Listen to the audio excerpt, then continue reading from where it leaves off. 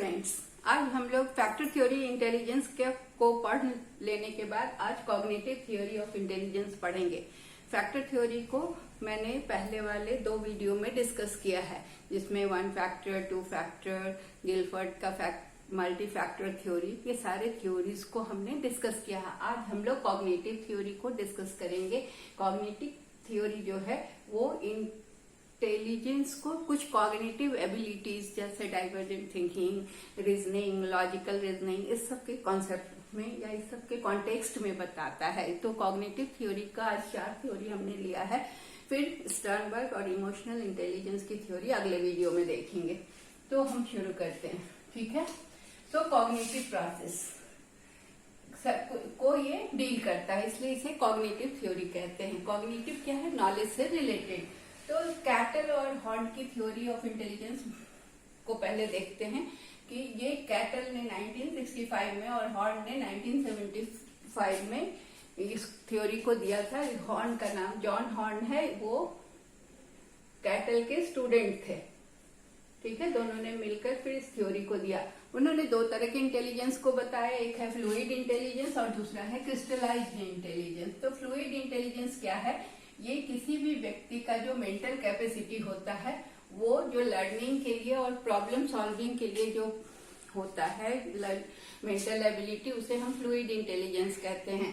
ये क्या है? ये इनबॉर्न होता है, इनेट होता है, इसको सीखने की जरूरत नहीं पड़ती है, अनलर्न होता है। ये मतलब जन्मजात प्रतिभा होती है जो कि कुछ लोगों में पाई जाती है।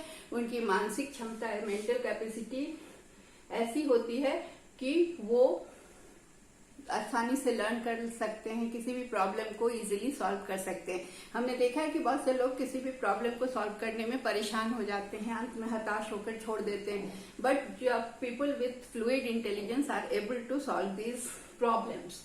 Okay, depends on neurological development. Neurological, उनके ब्रेन का ऐसा डेवलपमेंट होता है कि उनमें ये चीजें जेनेटिकली आ जाती है, इनबॉर्न बायोलॉजिकली आ जाती है। Free from learning and education, ये जो इंटेलिजेंस है ये लर्निंग और शिक्षा से नहीं बल्कि ये जन्मजात रूप से होती है लोगों में, उसे फ्लूइड इंटेलिजेंस कहते हैं। ये किससे? जेनेटिक फैक्टर से आता है। अगर पेरेंट्स या फोरफादर्स किसी में इस तरह का इंटेलिजेंस होता है तो जेनेटिकली उस व्यक्ति में आ जाता है। मतलब वो इनहेरिट करता है, उसे वंशानुगत प्राप्त होता है, अनुवांशिकी से मिलता है। It is put to use while facing new and strange situations. ये क्या है कि ये इंटेलिजेंस कब लोग यूज करते हैं? जब उन्हें ऐसे विचित्र स्थितियों का सामना करना पड़ता है, नई परिस्थितियों में, जबकि उन्हें किसी भी सिचुएशन में खुद को अडॉप्ट करना होता है। तो हमने ये पहले ही इंटेलिजेंस की थ्योरी में बताया है कि intelligence is the ability to adopt in new situations, या कहीं भी जाकर आप उस परिस्थिति के अनुसार खुद को आप ढाल लेते हैं, तो it is called adaptation. Okay, so it is the ability. तो जहां पर भी नए सिचुएशन में अडॉप्ट करने की, खुद को अपने को सामंजस्य स्थापित करना या अपने को वहां पर एडजस्ट करने की बात होती है, या रीजनिंग प्रॉब्लम सॉल्विंग होता है की समस्या होती है, वहां पर फ्लूइड इंटेलिजेंस काम करता है। ये पूरी तरह से डेवलप्ड होता है कब तक? जब टीन एज खत्म होता है, मतलब अप टू मान के चले 20 इयर्स तक ये चलता है। मतलब टीन एज 19 तक है, तो तब तक इसका डेवलपमेंट होता है। तो ये इंटेलिजेंस ओरिजिनल टाइप का इंटेलिजेंस है जो कि जन्म से शुरू होता है और इसका विकास अप टू 20 इयर्स होता है, 18-19 इयर्स तक। ये इसके द्वारा characterize by high degree of culture, reasoning और इमेजिनेशन। इसकी विशेषता क्या है कि इसमें जो कल्चर है, इसकी संस्कृति हाई डिग्री की होती है। इसमें रीजनिंग, तर्क करने की प्रतिभा होती है, कल्पना शक्ति होती है, इमेजिनेशन पावर होता है। तो ये सब चीज इनबॉर्न होता है। तो ये हुआ फ्लूइड इंटेलिजेंस। जैसे कि आप पजल सॉल्व करते हैं, उदाहरण मैंने पिछले इसमें भी दिया था कि पजल सॉल्व जो आप कर लेते हैं, कोई भी पजल को सॉल्व करते हैं, तो ये आपका फ्लूइड इंटेलिजेंस है, ठीक है। मान लीजिए मैथ का कोई सम सॉल्व करना है, तो सॉम को सॉल्व कर लेना ही आपका फ्लूइड इंटेलिजेंस है, लेकिन उसके लिए फॉर्मूला को याद करने के लिए आपको क्रिस्टलाइज्ड इंटेलिजेंस की जरूरत पड़ती है। तो वो क्या है उसे हम देखते हैं। क्रिस्टलाइज्ड इंटेलिजेंस ये होता है जो कि सीखा जाता है और शिक्षा पर निर्भर करता है। It is learn, it is acquired, it is not inborn. ये जन्मजात प्रतिभा नहीं है, इसको सीखना पड़ता है, इसको अक्वायर करना पड़ता है। और इसको किस तरह से हम देख सकते हैं, इसका पता कैसे चलता है, तो लोगों का वोकेबलरी जिसका बहुत ज्यादा वर्ड पावर होता है, बहुत सारे शब्दों का ज्ञान होता है, ज्ञान भंडार, शब्द भंडार होता है, तो वो व्यक्ति क्या करता है, वो अक्वायर करता है, लर्न करता है, तभी उसकी वोकेबलरी बढ़ती है। और जनरल नॉलेज पर किसी का जनरल नॉलेज बहुत अधिक होता है तो वो पढ़ाई करता है, उस पर ध्यान देता है, तब होता है। इनबॉर्न जनरल नॉलेज ज्यादा नहीं होता है। Knowledge of customs, traditions and rituals, बहुत हैंडलिंग मतलब बहुत तरह की संस्कृति का ज्ञान, रिचुअल्स का ज्ञान, ये सब लर्न करता है या जानता है या उसके बारे में पढ़ता है, या ट्रेडिशंस को समझना। इसके अलावा बहुत तरह के मशीनों को हैंडल करना, चलाना। फिर क्राफ्ट्समैनशिप जो आता है, कुछ काम करने की उसका हुनर, and other task which require knowledge, जिसको सीखने की जरूरत पड़ती है, जिसके लिए ज्ञान की आवश्यकता पड़ती है। It's evolution is through experience. तो ये जो है क्रिस्टलाइज्ड इंटेलिजेंस जो है ना, वो एक्सपीरियंस से आता है, लर्निंग से आता है और ट्रेनिंग से आता है, इंटरेक्शन से आता है। जब आप कोई अपने एनवायरनमेंट से इंटरेक्ट करता है तो उसे क्रिस्टलाइज्ड, जब जितना ज्यादा जिस एनवायरनमेंट में रहता है, लोगों से इंटरेक्ट करता है, उतना उसका नॉलेज बढ़ता है। It increases through out the life. इसलिए इसका कोई ये नहीं है कि ये 20 साल तक ही बढ़ेगा। ये जिंदगी में जितना अनुभव होगा, जितनी ट्रेनिंग, जितना चीज सीखेगा, उस तरह से उसका क्रिस्टलाइज्ड इंटेलिजेंस बढ़ता जाएगा। अभी क्या है कि अभी सीनियर टीचर्स भी डिजिटल क्लासरूम में क्लास ले रहे हैं, ऑनलाइन पढ़ा रहे हैं, तो उनका क्रिस्टलाइज्ड इंटेलिजेंस बढ़ रहा है, क्योंकि वो लर्न कर रहे हैं, सीख रहे हैं, और ये थ्रू आउट चलता रहेगा। तो इस उम्र में भी बहुत से सीनियर टीचर्स भी सीख रहे हैं। तो ये हो गया क्रिस्टलाइज है। अब दूसरी थ्योरी जो है Campione and Brown theory of intelligence. ये कैंपियन और ब्राउन ने इंटेलिजेंस की थ्योरी 1979 में दिया। ये अमेरिकन साइकोलॉजिस्ट थे दोनों। इन्होंने क्या कहा कि किसी का भी इंटेलिजेंस जो होता है वो दो चीज से बना होता है। आपको ये सब याद रखना होगा क्योंकि इस तरह के क्वेश्चन आ सकता है।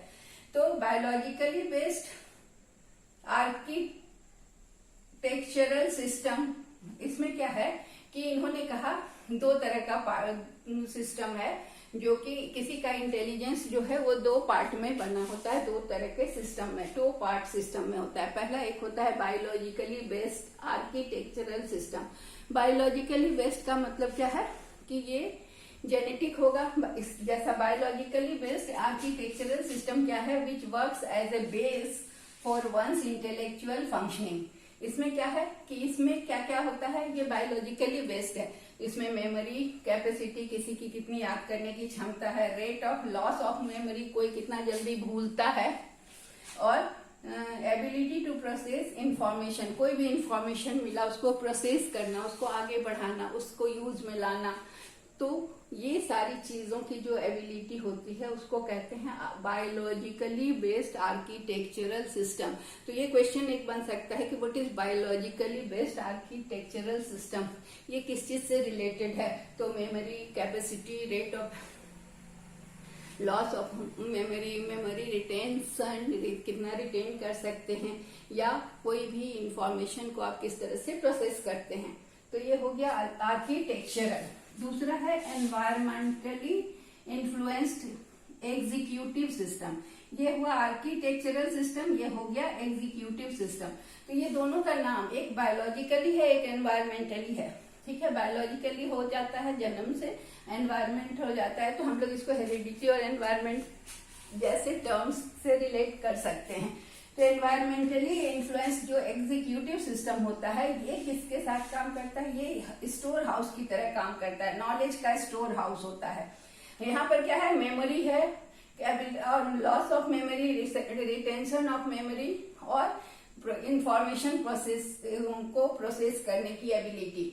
ये हो गया बायोलॉजिकली बेस्ड आर्किटेक्चरल। अब क्या है, इन्वायरमेंटली इन्फ्लुएंस्ड एग्जीक्यूटिव सिस्टम। इसमें क्या है कि ये नॉलेज के स्टोर हाउस के रूप में होता है, ज्ञान का भंडार होता है और इंफॉर्मेशंस का, नॉलेज और सूचनाओं और ज्ञान का भंडार होता है। एक इसमें क्या क्या चीज है, cognitive schemata, cognitive learning strategies and metacognition. Metacognition क्या है, ये है awareness of one's ability to plan, evaluate and regulate learning. Metacognition होता है जो कि कोई व्यक्ति को अपनी एबिलिटी का अवेयरनेस होना, किसी को पता होना कि वो क्या कर सकता है, अपनी उसकी क्या योग्यता है, प्लानिंग वो कर सकता है, मूल्यांकन कर सकता है, या अपनी लर्निंग को किस तरह से रेगुलेट कर सकता है। तो इसे हम कहते हैं मेटा कॉग्निशन, जो खुद के बारे में कोई असेस करता है कि उसमें क्या क्या एबिलिटी है या किस चीज का,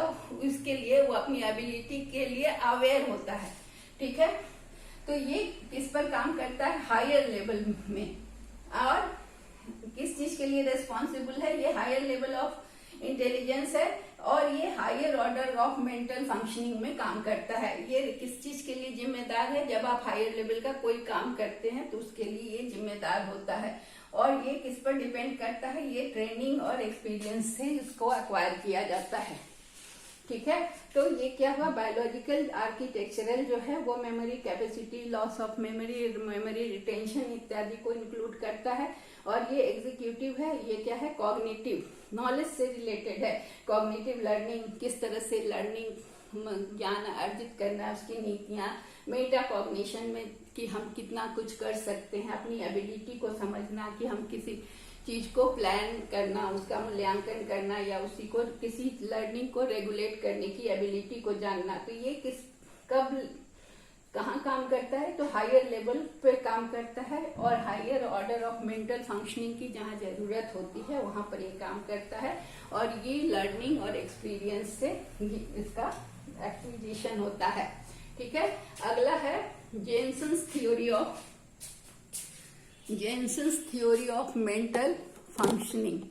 ठीक है, तो ये Jensen's theory of mental functioning क्या है, ये 1969 में जेनसन के द्वारा दिया गया था। ये क्या है, अपने किसी का माइंड का फंक्शनिंग जो है किस पर डिपेंड करता है, type and degree of intelligence one possesses. वो जो डिग्री ऑफ इंटेलिजेंस, किस तरह का इंटेलिजेंस है, वो उसके माइंड का फंक्शनिंग को डिटरमाइन करता है। तो किसी भी व्यक्ति के माइंड का फंक्शनिंग किस पर डिपेंड करता है, तो किस तरह का इंटेलिजेंस उसके पास है। तो उनका कहना है, जेनसन का क्या कहना है कि इंटेलिजेंस इज कंपोज्ड ऑफ दो तरह के एबिलिटीज को मिलाकर इंटेलिजेंस बना है। इन्होंने भी दो तरह की बातें की। कैम्पियन एंड ब्राउन ने क्या बताया कि इंटेलिजेंस दो पार्ट सिस्टम से बना है। उसमें उन्होंने आर्किटेक्चरल और एनवायरमेंटल बताया। ठीक है, एग्जीक्यूटिव सिस्टम और आर्किटेक्चरल सिस्टम। इन्होंने बताया दो तरह की योग्यता, वो सिस्टम बताया, योग्यताओं की बात कर रहे हैं। तो पहली योग्यता क्या है, एसोसिएटिव एबिलिटी। जेनसन ने बताया कि दो तरह की एबिलिटी को मिलाकर इंटेलिजेंस काम करता है। पहला है एसोसिएटिव एबिलिटी, जिसमें क्या क्या चीज होता है कि कौन कौन सी एबिलिटी, याद रखने की, रिप्रोड्यूस, जो चीज आपने एक बार सुन लिया उसको फिर से बताना, रिप्रोड्यूस करना, या जो सीख लिया उसको फिर से बताना, आइडेंटिफाई करना, डिस्क्रिमिनेट करना, किसी भी चीज में डिस्क्रिमिनेट करना, कि विभेदीकरण जिसको हम हिंदी में कहते हैं, सिंथेसाइज करना, कि कोई चीज को हम अलग अलग एनालाइज करके उसको फिर एक समग्र रूप में प्रेजेंट करना, एसोसिएट करना एक चीज को दूसरे के साथ, एसिमिलेट करना, ट्रांसफर करना नॉलेज को एक एरिया से दूसरे, और अप्लाई करना अपने ज्ञान को, कोई चीज सीखा हुआ, एक चीज को सीखा हुआ दूसरी जगह अप्लाई करना। ये सारी चीजें आती हैं एसोसिएटिव एबिलिटी, जिसमें आप अपने योग्यताओं को, एक योग्यता को दूसरी योग्यता के साथ एसोसिएट करके आप उसमें सीखते हैं। ये इसको कैसे हम मेजर करते हैं, तो इंटेलिजेंस टेस्ट में जो आइटम्स होते हैं ना, उससे इस तरह की योग्यता को हम मेजर करते हैं। क्योंकि इंटेलिजेंस टेस्ट में जो टेस्ट आइटम्स होते हैं उसमें एसिमिलेट करने का, एसोसिएट करने का बहुत सारा क्वेश्चंस होता है उस तरह का, जिसको हम टेस्ट आइटम्स करते हैं। तो इसको मेजर करने का तरीका है इंटेलिजेंस टेस्ट। आइटम्स और टास्क, जो कि टास्क इस तरह का टास्क जिसमें कि आप याद करके बताएं, पहचानें, सेलेक्ट करें या इसको सीरियल में डालें या कोई भी चीज को एक के बाद एक सीखें, सीरियल में लर्न करना मतलब 1 by 1। तो ये सारा हो गया एसोसिएट, एक के बाद एक लर्न करने का मतलब क्या हुआ, पहले वाला लर्न किया होगा दूसरे से एसोसिएट करना, तो इसीलिए इसे एसोसिएटिव लर्निंग कहा गया।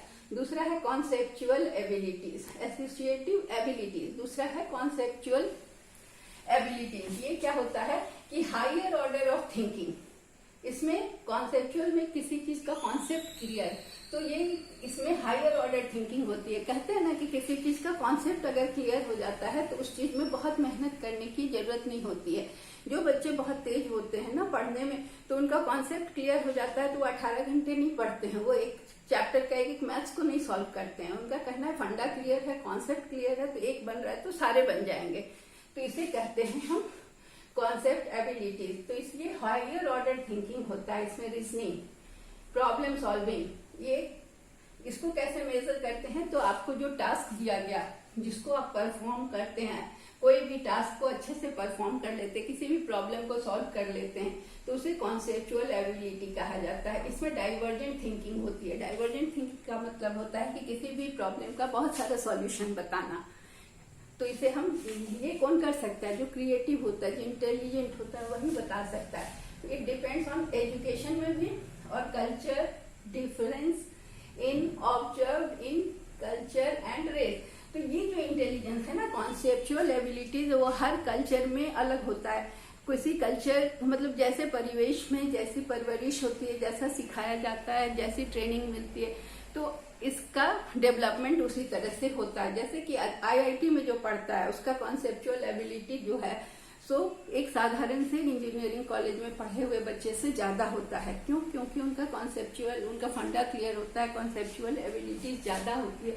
तो क्यों उनका जो होता है ना एनवायरमेंट या जो वहाँ सीखते हैं वो मतलब उनका अलग हो जाता है। तो ये डिफरेंस पाया जाता है अलग अलग तरह की पढ़ाई में, अलग अलग कल्चर में, अलग अलग रेस में होता है कि कुछ रेस वाले बहुत तेज होते हैं, कुछ कम होते हैं। तो ये सारी चीजें होती हैं। फिर जेनसन ने बताया कि इंटेलिजेंस जो है वो 2 डायमेंशनल है। तो उसके 2 डायमेंशन है। पहला है इंटेलेक्चुअल ब्रेथ और दूसरा है इंटेलेक्चुअल अल्टीट्यूड। अल्टीट्यूड मतलब ऊंचाई होता है, ब्रेथ मतलब चौड़ाई होता है।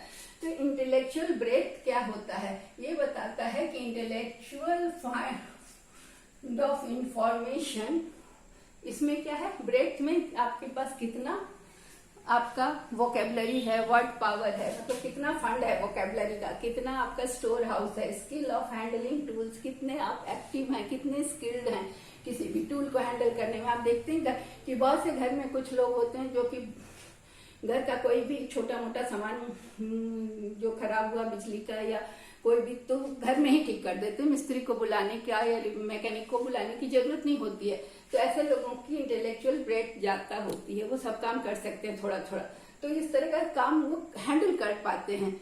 तो इसे कहते हैं कि स्किल ऑफ हैंडलिंग टूल्स, हो किसी भी टूल को हैंडल करना, मैनर्स, एटिकेट्स, ये सारी चीजें जिसमें ज्यादा होती है उसे इंटेलेक्चुअल ब्रेथ कहते हैं। और इंटेलेक्चुअल अल्टीट्यूड, अल्टीट्यूड का मतलब क्या होता है, हाई अल्टीट्यूड, लो अल्टीट्यूड होता है ना ऊंचाई, तो इट इज इनेट। ये अल्टीट्यूड जो है इंटेलेक्चुअल, ये दूसरा डायमेंशन जो है इंटेलिजेंस का। पहला तो है कि आपका ये स्किल है या फंड ऑफ इंफॉर्मेशन, कितना आप याद कर सकते हैं, कितना तरह का काम आप कर सकते हैं, ये हुआ। लेकिन ये एल्टीट्यूड जो है ये आंतरिक इनबॉर्न होता है, इनेट होता है, और it imparts altitude to one's intellectual structure by involving in high level of cognitive activities. ऐसे लोग जो होते हैं जिनका एल्टीट्यूड मतलब ज्यादा इंटेलिजेंस होता है, हाई लेवल का होता है, तो वो बहुत सारा के हाई लेवल के प्रॉब्लम्स या हायर ऑर्डर के क्वेश्चंस को सॉल्व कर सकते हैं, डाइवर्जेंट थिंकिंग कर सकते हैं, एक प्रॉब्लम के कई सॉल्यूशंस ले सकते हैं, एब्स्ट्रैक्ट थिंकिंग कर सकते हैं, लॉजिकल रीजनिंग और प्रॉब्लम सॉल्विंग होता है। तो ये इनका जो होता है इंटेलिजेंस, ये डिफरेंट होता है, ये लर्न नहीं होता है, इनेट होता है। तो इसमें इंस्टिंक्ट होता है, ये तुरंत ही किसी प्रॉब्लम का सॉल्यूशन बता देते हैं। अब आइजनेक का स्ट्रक्चरल थ्योरी, स्ट्रक्चरल थ्योरी आइजनेक ने दिया, उसमें 3 न्यूरोलॉजिकल कोरिलेट ऑफ इंटेलिजेंस बताया। उन्होंने 3 कोरिलेट बताया इंटेलिजेंस का। न्यूरोलॉजिकल दैट इज बायोलॉजी, जो इन्वॉल्व होता है न्यूरोलॉजिकल। पहला है रिटेंशन टाइम। उनका कहना है कि ब्राइटर स्टूडेंट्स जो तेज होते हैं, जो इंटेलिजेंट होते हैं, वो कम समय लेते हैं किसी भी चीज में रिस्पॉन्ड करने में, तुरंत बता देते हैं। और लेस वेरिएबिलिटी इन रिएक्शन टाइम, वो तुरंत रिएक्शन करते हैं और उनका रिएक्शन बदलता नहीं रहता है। तो ये क्या है कि ये बिहेवियर हम देख के बता सकते हैं कि वो किस तरह का वो इंटेलिजेंस है, क्योंकि उसने तुरंत रिस्पॉन्ड किया। बहुत लोग बहुत सोचते हैं तब जवाब देते हैं, बहुत किसी चीज का रिएक्शन उनको मतलब एक्सप्रेस करने में बहुत टाइम लगता है, और ये तुरंत करते हैं तो इनका रिएक्शन टाइम जो है ना वो लेस वेरिएबल होता है। दूसरा है इंस्पेक्शन टाइम। इंस्पेक्शन टाइम भी ऑब्जर्व किया जा सकता है कि ये इंटेलिजेंस उनके ऑब्जर्व इंस्पेक्शन टाइम से बता सकते हैं, उनके ऑब्जर्व बिहेवियर से। ये भी लेस टाइम लेता है। It is also less as compare to less intelligent. मतलब क्या है कि इंस्पेक्शन टाइम में जो लेस इंटेलिजेंट होते हैं वो ज्यादा टाइम लेते हैं, और जो तेज होते हैं वो कम टाइम में इंस्पेक्शन कर लेते हैं, मतलब ऑब्जर्व करके देखा जा सकता है। और तीसरा है एवरेज इवोक्ड पोटेंशियल। इसमें क्या है कि ये किस चीज के द्वारा मेजर किया जाता है, तो वेव लेंथ इन इलेक्ट्रोएन्सेफेलोग्राम EEG से मेजर किया जाता है। और इसमें क्या पाया जाता है कि ये कॉम्प्लेक्स वेव फॉर्म में पाया जाता है। तो ये कहा जाता है कि इंटेलिजेंट जो ज्यादा इंटेलिजेंट होता है उसका वेव्स जो है वो कॉम्प्लेक्स होता है, और जो कम इंटेलिजेंट होता है उसका वेव्स स्ट्रेट टाइप का होता है। तो ये हो गया आइजनेक का, जिन्होंने बताया कि इंटेलिजेंस को जांचने का किस तरह से बताया। 3 तरह का न्यूरोलॉजिकल कोरिलेट बताया। पहला बताया रिएक्शन टाइम, इंटेलिजेंट लोग जल्दी रिएक्ट करते हैं, रिस्पॉन्ड करते हैं। इंस्पेक्शन टाइम में भी वो जल्दी इंस्पेक्शन कर लेते, कोई चीज को देख लेते हैं। और एवरेज इवोक्ड पोटेंशियल में पाया गया कि इसको हम वेव्स को जब हम मेजर करते हैं तो इलेक्ट्रोएन्सेफेलोग्राम में तो हम क्या पाते हैं कि वेव फॉर्म जो बनता है उनका एन्सेफेलोग्राम में वो कॉम्प्लेक्स ज्यादा होता है। जो इंटेलिजेंट होते हैं उनका ज्यादा कॉम्प्लेक्स वेव्स बनता है, और जो कम इंटेलिजेंट होते हैं उनका वेव लेस कॉम्प्लेक्स होता है। सो ये 4 थ्योरी आज हमने देखा। फिर आगे हम इमोशनल इंटेलिजेंस और स्टेनबर्ग का देखेंगे। So that's all, thank you.